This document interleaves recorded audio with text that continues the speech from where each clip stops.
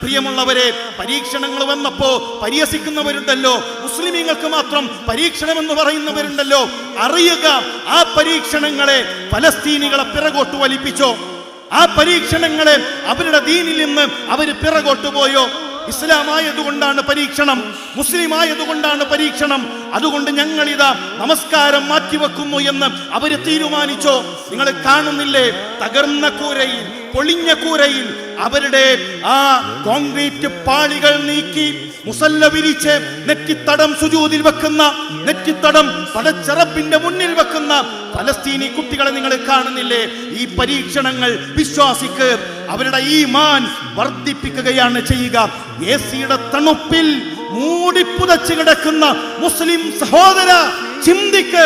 ഫലസ്തീനിന്റെ തെരുവിൽ മുസല്ല വിരിച്ച് നിസ്കരിക്കുന്ന മുസൽമാന്റെ ഈമാൻ എവിടെ? ഫലസ്തീനിന്റെ തെരുവിൽ ശരീരത്തിൽ രക്തം പൊടിയുമ്പോഴും ബാങ്കുലി മുടങ്ങുമ്പോ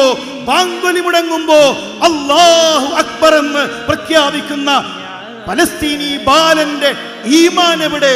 നമ്മുടെ ഈമാൻ എവിടെ എന്ന് നാം ആലോചിക്കേണ്ടതുണ്ട്. അവിടെ ആത്മഹത്യയിലേക്ക് മുസ്ലിം സമൂഹം മാറിയോ? ചെറിയ പ്രയാസത്തിന് വേണ്ടി, ചെറിയ സങ്കടങ്ങളുടെ പേരിൽ കയറെടുത്തു പോകുന്ന, സുഖസൗകര്യങ്ങളിൽ കഴിയുന്ന ആധുനിക മനുഷ്യരെ ഫലസ്തീനിന്റെ തെരുവുകളിൽ ഏതു മുസ്ലിം ബാലനാണ് ഞങ്ങൾക്ക് സഹിക്കാൻ കഴിയുന്നില്ല, ഞങ്ങൾക്ക് ഇത് ഉൾക്കൊള്ളാൻ കഴിയുന്നില്ല, ജീവിതം അവസാനിപ്പിക്കുന്നു എന്ന് അവര് തീരുമാനിച്ചോ? ഇല്ലല്ലോ. അവരുടെ ഈമാൻ വർദ്ധിപ്പിച്ചുവെങ്കിൽ ഈ വിശ്വാസം അത് ഏതു പ്രതിസന്ധിയിലും പിടിച്ചു നിർത്തുന്നതാണ്.